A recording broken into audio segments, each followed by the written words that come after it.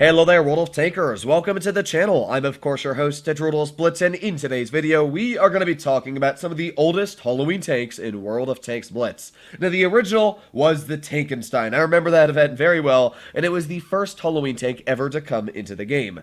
But after that, we had these two incredibly capable tanks, the T6 Dracula and the Helsing HO. Now, both of these tanks have very strong but different playstyles. The Dracula is literally an aim at CDC just at tier 7. Its mobility is literally insane. It goes 65 kilometers per hour forward, 20 in reverse, with a power to weight ratio of 40. Yes, you heard that right, 40. I mean, this is a tier 10 light tank. We all know the Vickers light, and it's got a pretty strong power to weight, but you know, it's 27.6. Nowhere even close to 40. It averages 43 kilometers per hour, and the Dracula averages 52. It's actually insane. The Helsing, on the other hand, is also a very mobile tank, going 60 kilometers per hour forward and 15 in reverse, with not as good a power weight, but still incredibly strong at 22. So the Helsing can average 40. Now, the Helsing has a very interesting gun because it carries a 2-shot gun, 2600 damage per minute, which is very high even for now standards in tier 7. Its dispersion is good, its aiming time's great, and it has an interesting gun because you fire 1 shot, but it fires 2 shots. Yes, that sounds weird, doesn't it? But yeah, the way it works is you fire once, and then it fires bang, bang, 0.1 or 0.25 seconds after the first shot is fired. You're going to fire a second one, both dealing 200 damage. So in total, you basically have a 400 damage gun, just split into two 200 damage shots. So pretty interesting, but that makes it an incredibly weird and influential tank. Now, it does carry a fully traversable turret, which is very rare for tank destroyers, as we know. So it's literally a medium tank, but it has a tank destroyer gun and tank destroyer levels of DPM. Plus, it has some occasional bounces on the hull, which makes it just that little bit stronger. Now, the Dracula is not going to be bouncing anything. While the tank is very fast, the turret is only 30 millimeters thick, the sides are 20, and the hull itself is the exact same at 30 and 20. So the armor is not great, but you'll notice there's spaced armor all over this part here. We have spaced armor on the top of the turret. The only part you can actually HE pen is the front of the tank, and as well part of the turret. Overall, it's a very troll tank to actually cut through. The Dracula has a pretty solid gun, 225 damage per shot. It's got 230 millimeters of premium penetration, and I think about 170 on the standard, so it's very capable of cutting through any tier 8 or tier 7 armor that you are shoved up against. And, well, let's just see what it's capable of doing. Oh, and did I forget to mention that this thing carries 10 degrees of gun depression? There's really no downside apart from the armor, but the armor's not a downside. That's just something that limits the tank from being ridiculous, right? I mean, every tank has to have some sort of thing that makes it limited, and yeah, the armor definitely helps put this tank back in its place if you play it a little too aggressive, but you're going to see just how stupid the Dracula can be if we're able to actually get out a pretty solid game here. Now, somehow I was detected. I'm actually very surprised because we are faster than literally every tank on their team. But, well, I guess maybe it was that Bulldog. He was able to spot me before I was able to get into position. But we're going to push back into this bush anyway and see what we can do here. There is the Eagle 7. He's just chillaxing, you know, just looking at the view. We got that Bulldog off to the side. And with that, oh, wow, the enemy team is actually looking like they might be pushing off to the other side. Now, we do have the Staditzvong over here. Let's get a nice tap into the side of his vehicle for 203. And with that, well, I might start aiming at those guys off to the side. We're going to have to see what I do because we obviously have the STRV, who I'm going to try and get another shell into. There you go, another nice tap for 227. That alpha damage is actually pretty nice on this vehicle. I like being able to tap into pretty healthy tanks for a big slap of hit points. So let's aim in on this Bulldog. Oh, just pulled in front when I fired that shell. That kind of sucks. But, well, there goes that LTTB just zipping along. Deep boop boop, and we're missing that shot. What the heck is our LTTB doing? Well, either way, we're going to reload another shell and fire one at the Eagle 7. There you go, nice tap for 216. And with that, this is a weird game, isn't it? I mean, hopefully we're still going to be able to hold this position. But really what I'm going to do is I'm going to start aiming in on vehicles like that Tiger across the map, which, beautiful shell right into the side of his tank. I know for a fact that my team is falling apart on this side, so if I start aiming in on these guys, maybe I can help out and not have my team fall apart. I mean, we still have a poodle over here, but yeah, this is not looking all too fancy going for us. Let's get a shot into you. Nice tap. And yeah, I'm going to do the smart thing. It is called drive the flock away. So maybe I can actually use the mobility of this tank to come up behind tanks like this Eagle 7 and start pumping some shells in. So look, we could try that. Yeah, let's try that. Here we go. And yeet. There you go. One nice shot into the rear. Let's reload another shell. Maybe we can get one more into the rear. And there is that Bulldog. Pretty nice shot in. I'm not going to complain with it. Let's see if we can get another one out into the Bulldog. Yeet. There's 2 shots out. And of course, let's see if we can continue reloading more shells into you. Well, actually, we've also got the Eagle over here. Let's get a shot into him. I mean, this is where the Dracula's gun just feels so empowering. I mean, we have helped out my teammate here, my lone surviving teammate, and we've done some pretty good damage so far. Now, we got that Poodle, and, or not Poodle, but the P43. Got a nice tap into him. And right now, I mean, we're in a pretty strong scenario. We've got the whole team kind of looking at us, but we've got a lot of hit points left. And with those hit points, we are hopefully going to do some pretty strong things. So there's the Bulldog. Maybe we can get a tap in.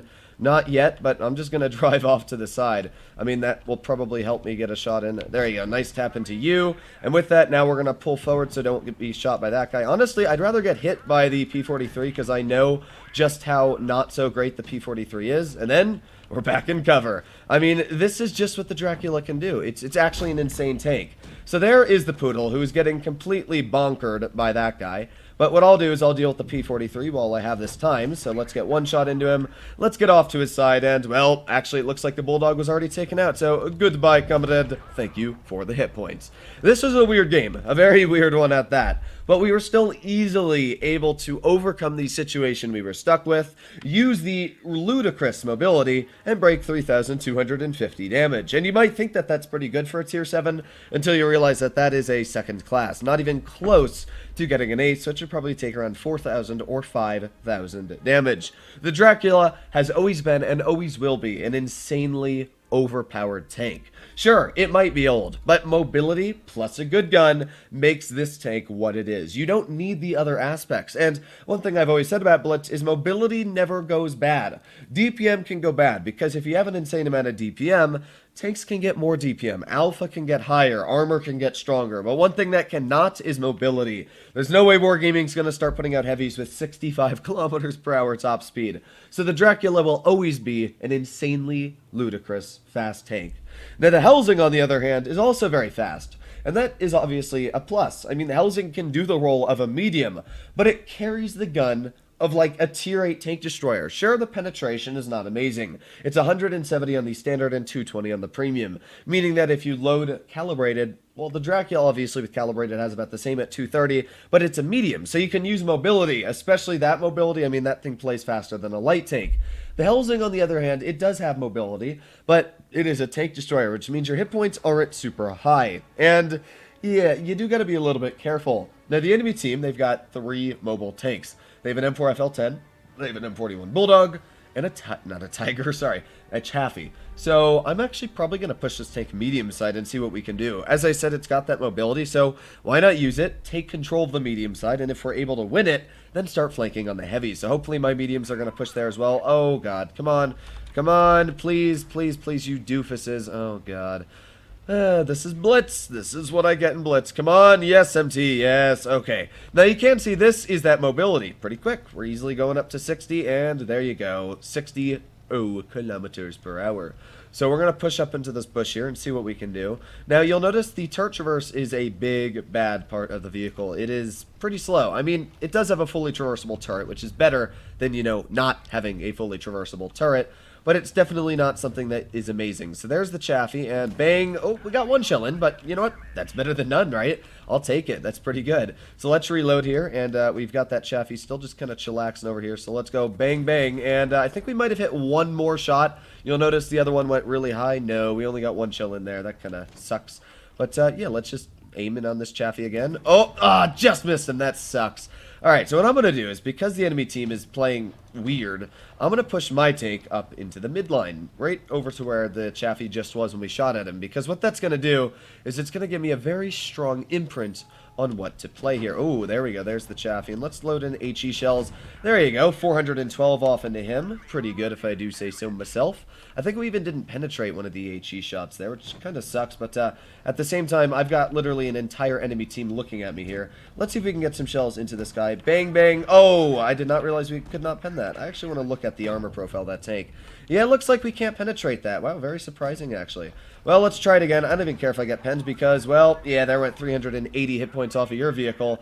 And with that, hopefully this MT-25 or one of my teammates is going to end up finishing him off. Now, we do have that Tiger over here. Oh, there you go, 393. When that was really lucky that both of those shells ended up hitting that tank. But, yeah, I mean, this is just what the Helsing can once again do. Its gun is just insane. There you go, another 367 into the Tiger 1. And we're just reloading again. Here we go. 3, 2, 1. And here we are. Let's aim in and fire. There you go. Another 350 hit points off to the Tiger. We've already taken over 1,000 hit points off of his vehicle in total. And he's probably not enjoying my company all too much. So let's see if we can finish off the Vicar Max. Thank you very much. He's taken out. And with that, we got literally just the Tiger 1 and the M4 FL10 left. There goes the Tiger 1. And now let's try and take out the M4, who I'm not even sure where he is. He was right over here, and yep, he's still right over here. So let's just pull out to the side of his tank. Bang, bang, 418. And sure, he might get some shots into me, but his gun is no match for the mighty Helsing. Speed is key. Yeet, and dead. So there you have it, folks. That is the Helsing. It is an incredibly strong tank as well. Both of these vehicles are ridiculous. I mean, that, again, was a 3,000 damage game. So both of these games were great. It showcased just how stupid they are in Tier 7 battles, and even against Tier 8s, they work well. I mean, I played one battle before in the Dracula and did pretty well against Tier 8s. Sure, wasn't amazing, but I still won, and I did my job and survived with 5 kills. It is stupid. That's all I can say. These tanks are stupid, but it makes them so much fun. And judging that Halloween is rolling around the corner, these two tanks might be coming for sale. So I thought, you know what, if anybody get their hands on them by these really weird bad company containers, or if you just have these tank in your garage and you haven't pulled it out in a while, this is your little bit of a, should I say, inference to how the tank is going to play. Hopefully all of you enjoyed today's video, and other than that, I'll be seeing you in the next one. Bye-bye!